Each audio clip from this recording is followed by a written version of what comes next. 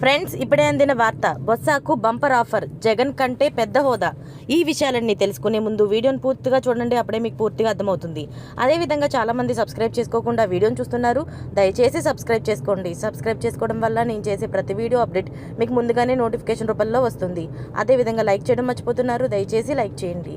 Like చేయడం వల్ల ఇటువంటి ఇంపార్టెంట్ ఇన్ఫర్మేషన్ చాలామందికి రీచ్ చేసిన వాళ్ళు అవుతాం. ఇక లేట్ చేయకుండా వీడియోలోకి వెళ్ళిపోదాం. మాజీ సీఎం జగన్ కీలక నిర్ణయం దిశగా కసరత్తు చేస్తున్నారు.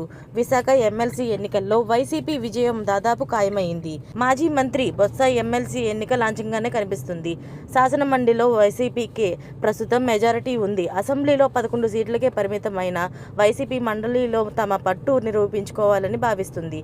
అందులో భాగంగా మండలిలో ప్రతిపక్ష నేత హోదా ప్రస్తుతం ఉన్న నేతను మార్చి బొత్సకు ఇస్తారని తెలుస్తుంది. విశాఖ ఎమ్మెల్సీ ఎన్నికల్లో బొత్స ఎన్నిక లాంఛనంగా కనిపిస్తుంది. అనేక తర్జన భర్జనల తరువాత కూటమి పోటీ చేయకూడదని నిర్ణయించుకుంది. స్వతంత్ర అభ్యర్థి మాత్రమే ప్రస్తుతం బొత్సకు పోటీగా నామినేషన్ దాఖలు చేశారు. బొత్స ఎమ్మెల్సీగా గెలిస్తే 3.5 ఏళ్లు ఎమ్మెల్సీగా ఉండనున్నారు. గెలిస్తే బొత్సకు శాసనమండలిలో ప్రతిపక్ష హోదానే కాదు కల్పించాలని జగన్ భావిస్తున్నట్లు సమాచారం. వైసీపీకి మండలిలో మెజారిటీ ఉంది. ప్రస్తుతం ఆ పార్టీకి లేల అప్పిరెడ్డి అపోజిషన్ లీడర్గా ఉన్నారు. బొత్స గెలిస్తే ఆయనకే ఆ పదవి కట్టబెడుతున్నారు. బొత్స శాసనమండలిలోనే ఉంటే టీడీపీ ప్రభుత్వాన్ని గట్టిగా నిలదీస్తారు అని జగన్ అంచనాగా ఉంది. అయితే అప్పిరెడ్డికి ప్రతిపక్ష నేత హోదా ఇవ్వడం పైన సొంత పార్టీలోనే అభిప్రాయాలు ఉన్నాయి.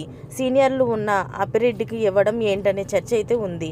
ఇదే సమయంలో విశాఖ ఎమ్మెల్సీ ఎన్నికల్లో జగన్ అనూహ్యంగా బొత్సను అభ్యర్థిగా ఖరారు చేశారు. ఉమ్మడి విశాఖ జిల్లా పార్టీ నేతల్లో వరుసగా సమావేశాలు నిర్వహిస్తున్నారు. కూటమికి సంఖ్యాబలం లేకపోవడంతో చివరకు పోటీ నుంచి తప్పుకుంది. ఇలాంటి లేటెస్ట్ అప్డేట్స్ అన్ని మీరు ముందుగా పొందాలి అనుకుంటే ఛానల్ని సబ్స్క్రైబ్ చేసుకోండి. అలాగే పక్కనే ఉన్న గంట సింబల్ని క్లిక్ చేయడం మర్చిపోకండి. Thanks for watching friends.